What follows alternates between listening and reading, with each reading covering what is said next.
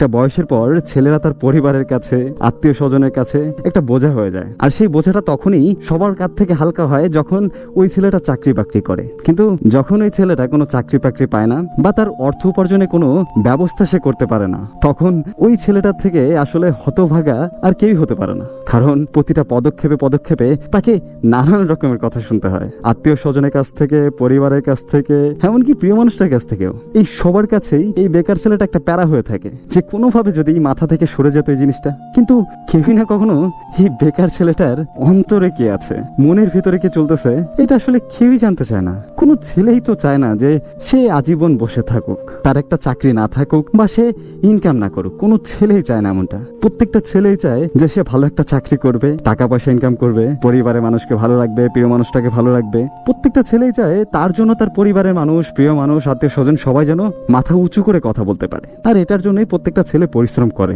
যখন একটা ছেলে চাকরির জন্য একের পর এক কোম্পানিগুলোতে দৌড়াতে থাকে বা গভর্নমেন্ট চাকরির জন্য অ্যাপ্লাই করতে থাকে, দিন শেষে যখন সেই ছেলেটা কোনো কুল কিনারা পায় না, তখন সে যে মানসিক যন্ত্রণায় ভুগতে থাকে সেটা আসলে কেউ বুঝতে চায় না। না পরিবার বুঝতে চায়, না আত্মীয় স্বজন বুঝতে চায়, না প্রিয় মানুষ বুঝতে চায়, না পাড়া প্রতিবেশী বুঝতে চায়। কেউ বুঝতে চায় না।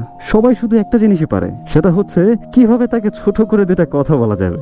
বেকার ছেলেটার তো এমনিতেই ভিতরে অনেক কিছু চলতেছে, অনেক খারাপ লাগা অলরেডি কাজ করতেছে, কিন্তু তার থেকেও সে বেশি কষ্ট পায় তখনই যখন তার পরিবারের মানুষজন বা তার প্রিয় মানুষ তাকে ওই সব জিনিস নিয়েই আবার কথা শোনায়। ছেলেদের যখন বয়স 22-25 ক্রস করে, তখন থেকে আসলে বাবা মার কাছ থেকে হাত খরচের টাকাটা পর্যন্ত চাইতে লজ্জা করে। বা তখন যদি তাদের কাছে হাত খরচের টাকাটা চাওয়া হয়, তখন আসলে তারা মাঝে মাঝে এমন এমন রিয়াক্ট করে বা এমন এমন ব্যবহার করে যেগুলো আসলে শোনার পর নিজেদের ভিতরে এতটা খারাপ লাগা কাজ করে, যেটা আসলে অন্য কাউকে বলে বোঝানো যাবে না। কারণ সে নিজেও বুঝতেছে যে তার এমন একটা বয়স হয়েছে যখন আসলে চাকরি করা দরকার বা নিজের খরচ নিজে চালানো দরকার। কিন্তু সে তো কোনো কুল কিনারা পাচ্ছে না বা সে তো কোনো জায়গা পাচ্ছে না যে সেখান থেকে সে ইনকাম করে আনবে। সে যদি জায়গা পেতই বা সে যদি কোনো কিছু করতেই পারতো, সে অবশ্যই করতো, কিন্তু সে তো পারতেছে না।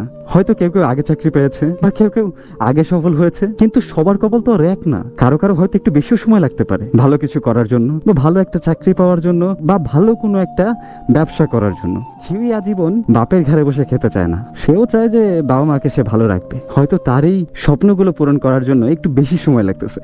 এমনও আছে ব্যাপারটা, অনেক বেকার ছেলের সম্পর্কগুলো জাস্ট এই একটা কারণে যে তার কাছে ভালো একটা চাকরি নেই, টাকা পয়সা নেই।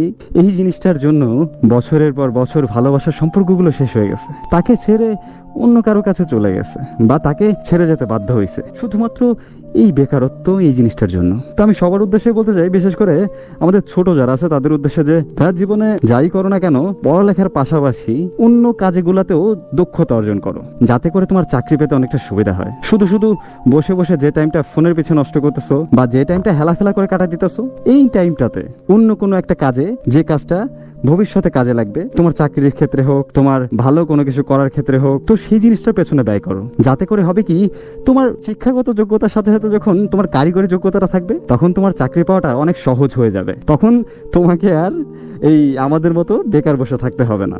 তাই সময় থাকতে একটু আগে আগেই এই যে অভ্যাসগুলো ভালো কাজের বা কোনো কাজ শিখে রাখার, এই অভ্যাসগুলো একটু করে ফেলো ভাই, জীবনটা অনেক সহজ হয়ে যাবে। আর প্রতিষ্ঠিত হওয়ার আগে, মানে বেকার থাকা অবস্থায় অন্তত এই প্রেম, ভালোবাসা এসবের চক্করে পড়ো না। ভালো থাকবেন সবাই, আল্লাহ হাফেজ।